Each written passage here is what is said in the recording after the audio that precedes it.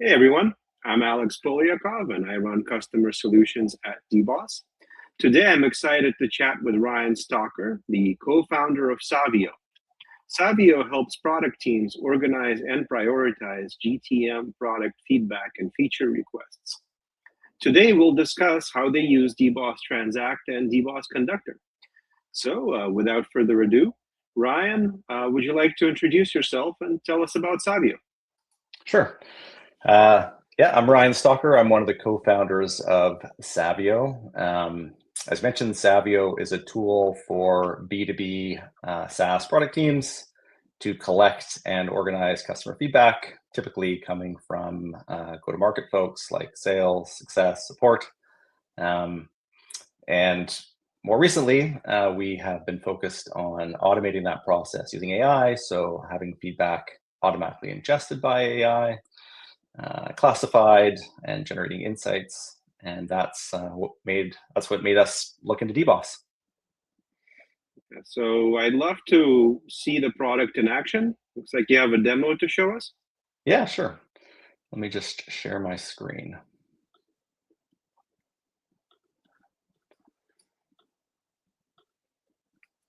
Alrighty. So just to sort of give you a sense of like how things fit together, what we're looking at here is a lot of feedback for a fictitious CRM system. And the way Savio worked pre-DBOS was that people submitted feedback manually, and then they would come into this inbox and they would classify feedback manually. So here's a piece of feedback, they open it up, and then they classify that feedback manually. And the way, for the stuff that we've launched since working with DBOS, what we do is we automate all this process. So you have, hundreds, thousands of pieces of feedback coming in from different sources, Intercom, Salesforce, what have you. And as feedback is coming into Savio, it kicks off various DBOS workflows. So there's a workflow that ingests feedback from different systems. There's a workflow to take a big piece of feedback and break it down into constituent pieces, which we call a highlight, and then classify those highlights into different themes and sub-themes. So for example, if I look at this, particular theme here, pipeline management, you can see there's 173 highlights in it. It's got 2 sub-themes, a certain number of companies are involved, MRR that's related to those companies. And if I drill into a given theme, you'll see a bunch of insights, pain points, asks. So basically a way for product managers and product teams to understand, that big mess of feedback to try and get insights out of that feedback. So for example, you can see key themes here, like, pipeline analytics, or, what are the pain points here, some stuff around data integrity and governance, so on and so forth. And all of these things that I've sort of shown on the screen here, this is all sort of coordinated by DBOS workflows. Well, that's excellent. And I guess one thing that would be interesting to talk about is, to a first approximation, if I just heard that demo and knew nothing about DBOS, I might suspect that DBOS is the thing that reads the text and extracts meaning and breaks up large messages into smaller messages. But of course, I know that DBOS is a reliability tool. So how does this? Can you make the connection between processing this text, extracting meaning from it, and categorizing it into these categories, and reliability? And sort of, what do you use reliability for? Totally. So let me just kick off a few things so you can see where DBOS comes into the equation. So if you think about what a system like this entails, you have a lot of long-running background processes, right? So for example, like if I'm in this pipeline management theme, and if I look here, you see, there's like, 3 sub-themes that the system has discovered, and you may want to use. So if I was to like review these suggestions, as soon as I kick one of these things off, so like let's say that I like this forecasting and scoring and attribution sub-theme, there's 173 highlights in this pipeline management theme. And if I approve this theme, as soon as I do that, it's going to kick off a workflow that's going to take these 173 highlights and begin processing them. So there's like a sort of larger workflow that's orchestrating this whole process, that's running, and it's broken into a series of smaller workflow steps, right, that are around classifying each individual highlight to figure out if that highlight belongs in this theme. So DBOS isn't doing the classifying. That's happening. That's happening as we move through each of these. Highlights, we're calling out to LLMs to do that work. But DBOS is the one kind of coordinating the process and making sure if anything goes wrong, that it can be picked back up and continued until completion. I see. And so what led you to use DBOS for this? And what was the path to DBOS like? And how did you get to, get on that path? And yeah, what made you choose DBOS? Yeah, that's a great question. So before we sort of embarked on this particular set of features for Savio, we have lots of background jobs that we run for other purposes and for that stuff. So I mean, for context, Savio is a Django Python based monolith, and like I think many systems using that tech stack, we use Celery for job management. And when you're running a fairly modest number of jobs, Celery is fine. But when you start running thousands and thousands of jobs, for many different customers in a multi-tenanted system, reliability, ability to handle failures, visibility into what's going on when there are failures, ability to restart when there's failures, and just if you think about the complexity of trying to stitch workflows together, when you're using Celery with chords or whatever, it becomes very painful and very complicated. And so, we have a lot of experience running Celery in production, and we know what that feels like, and it doesn't feel great. So when we started working on this, particular set of features, and we knew how many jobs we were going to be running, the thought of building a system where we would be using Celery a lot more heavily, just was not appealing. And that's when we started to look around for a durable workflow solution. So I might say a lot of this is about queue and concurrency management. Right? Yeah, Managing totally. workers and making sure that no worker runs too many tasks, things like that. Yeah, so like we have a queue set up. We have queues divided by tenants. We have many different queues for different types of work. So the stuff that we're trying to do around fairness to make sure that the system doesn't get bogged down, or that one customer isn't starving other customers. We want to be able to see what's going on. Like if things are not going well, we want to be able to like actually look and have good visibility. And with Celery, you're sort of stuck with custom tools or Flower, neither of which are very appealing. So, having something like DBOS's Conductor was a huge win. Yeah, so I mean, yes, for sure. Like it's a lot of queue management, a lot of, chaining workflows together.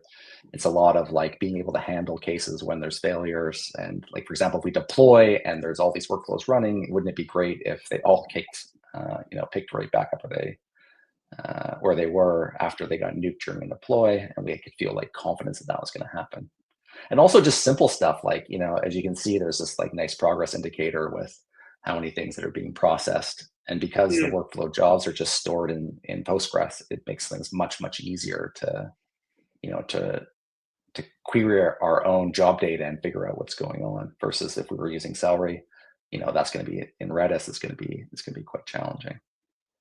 I see. So the observability is valuable as well.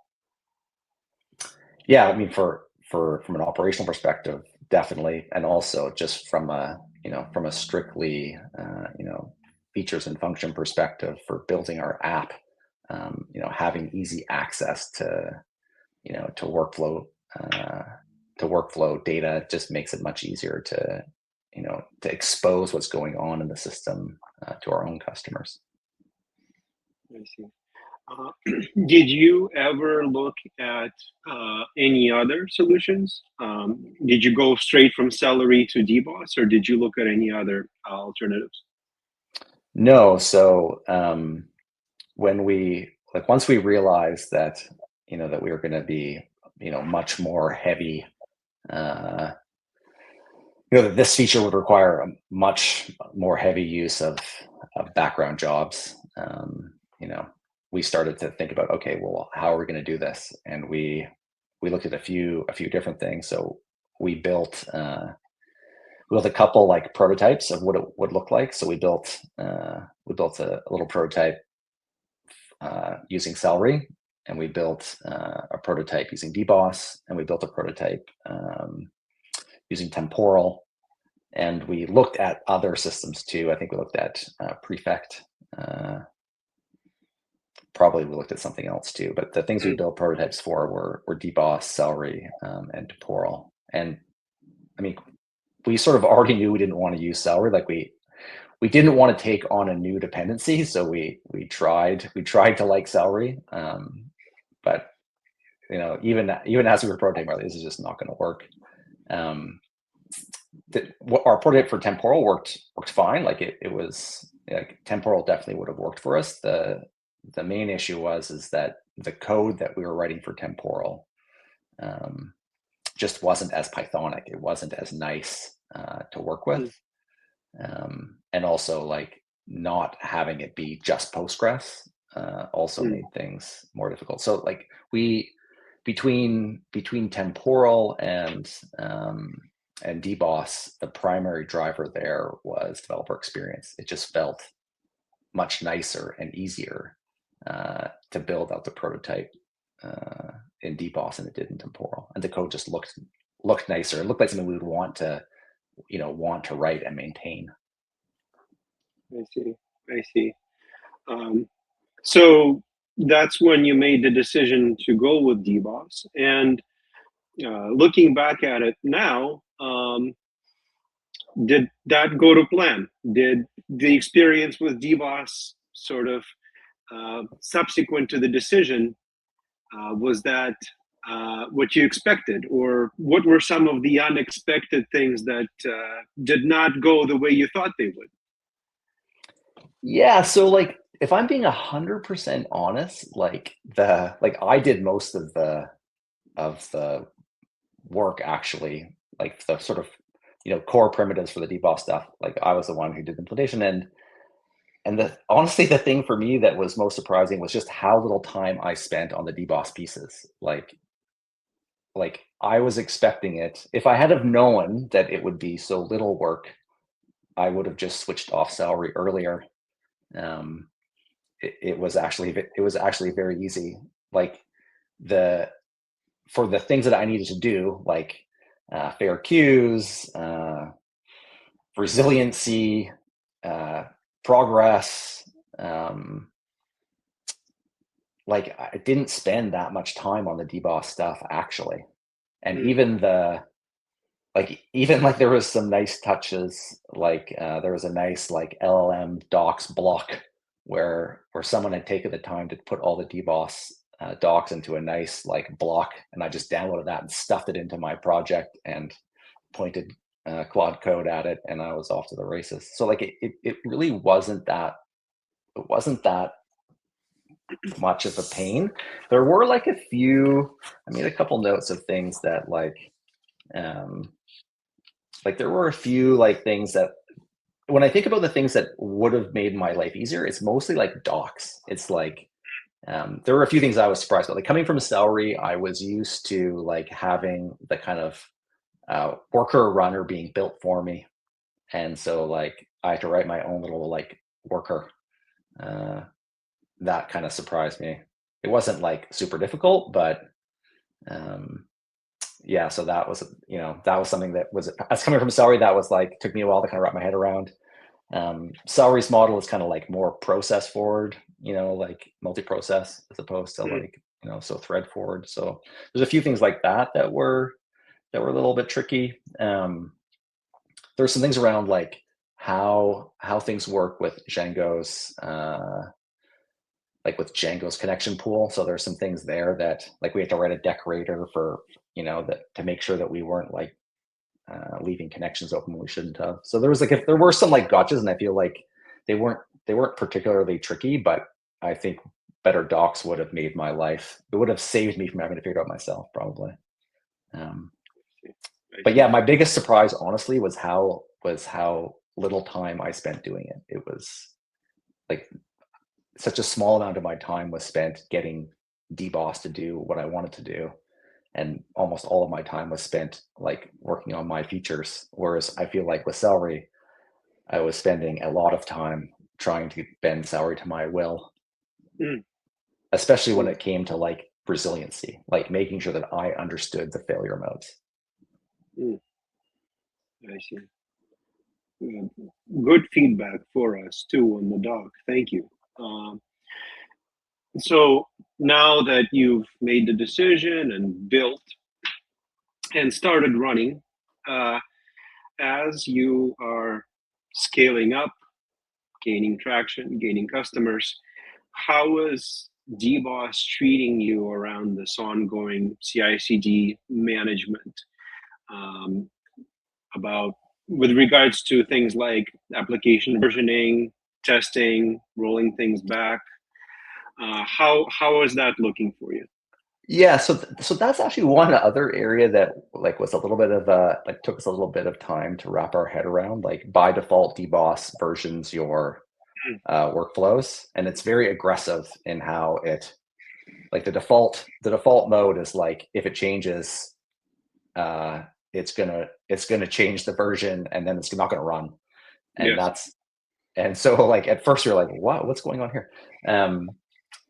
But so yeah, we went away from that model, and now it's sort of our responsibility to think about whether the workflows need to be versioned, and we've sort of tied that into our build process. So, but on that stuff actually is sort of I feel like it's sort of the least of our worries. Like that's actually one of the areas where DBOS shines. Like there's a defined mode where we can decide if a workflow is compatible or not, and that's something we didn't have like really before with Celery.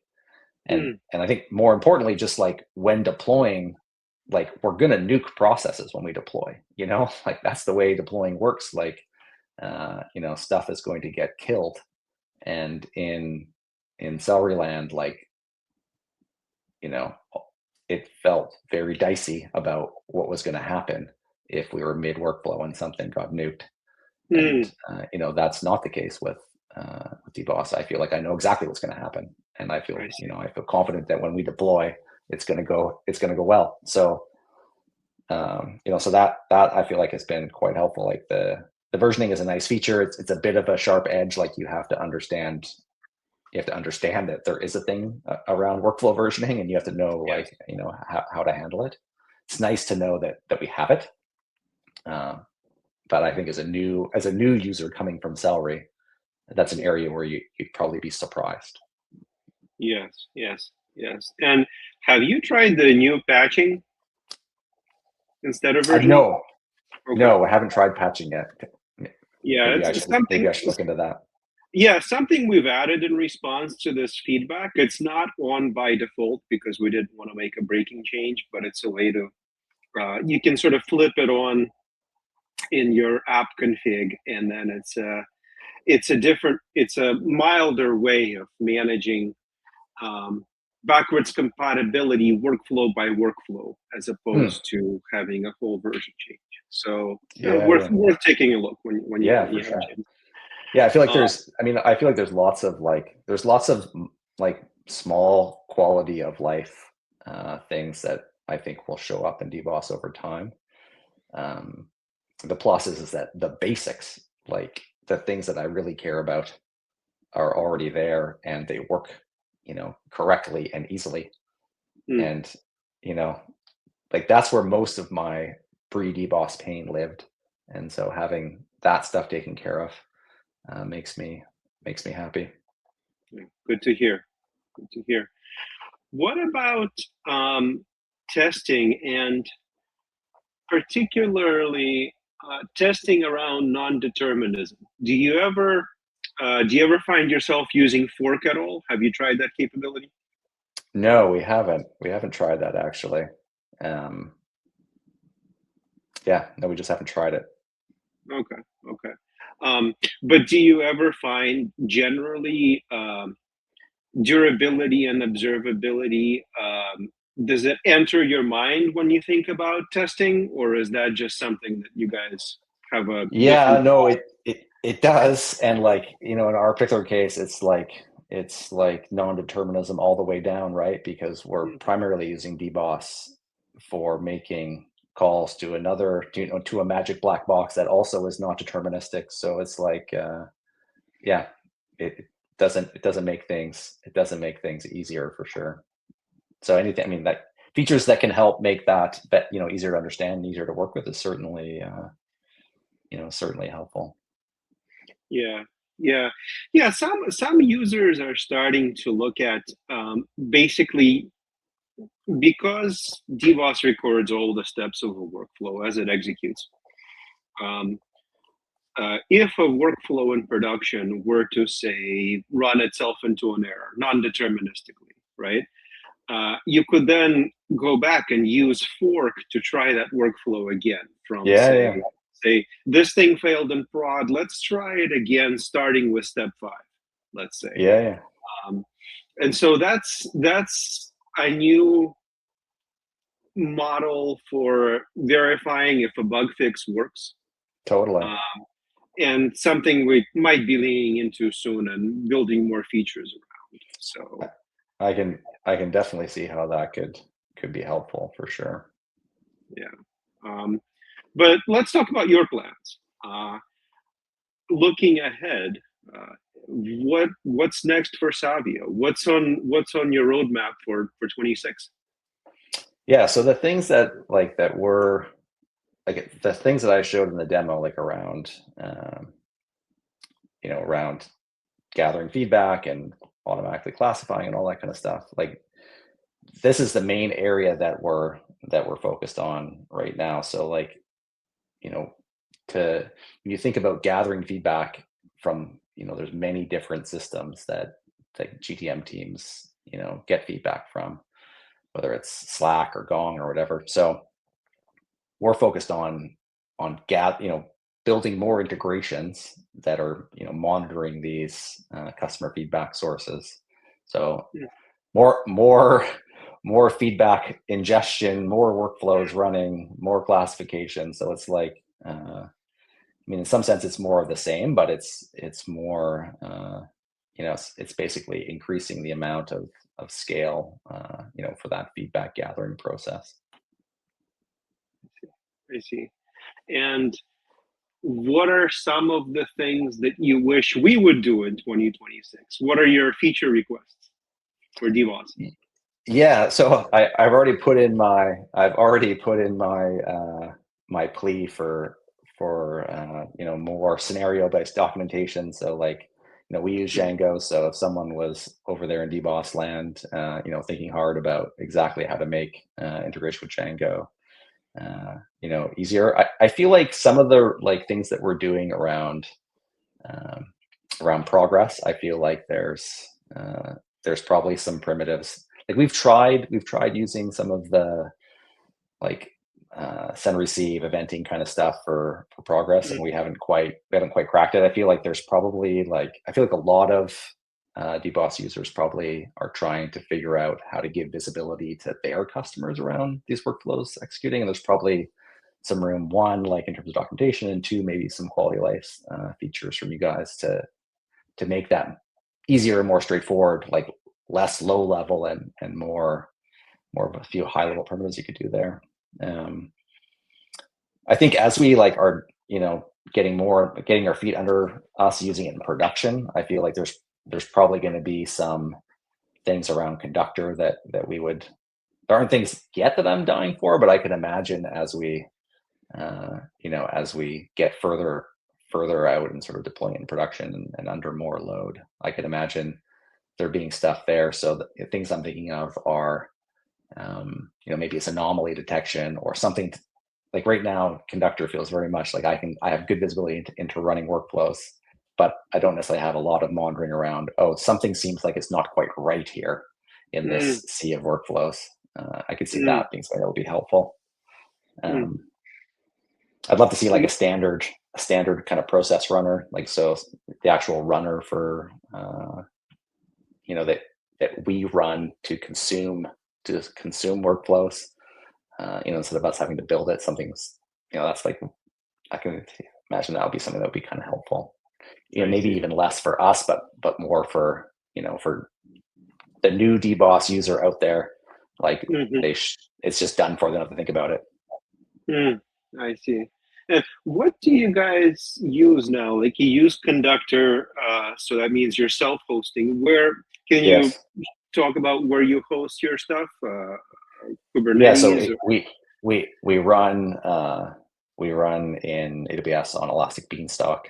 So basically, we have a fleet of EC2 instances that are orchestrated by Beanstalk, and worker boxes that are running the our DBOS worker process that are consuming these workflows. I see. And what do you guys prefer to use for Postgres, if you can share? Oh yeah, we use RDS. So we use RDS Aurora Postgres. Yeah, easy, nice and simple. Nice and simple. We like boring. Yeah. Okay. Yeah. So if another engineer were to ask you to describe DBOS, what would you say? What is it? Yeah, I would say it's a reliable way to run jobs. So that's first and foremost to me. If I was talking to another engineer who had a similar stack to me, oh, we use Django and we use Celery, and I would say oh, I bet you are experiencing a lot of pain operating this thing in production.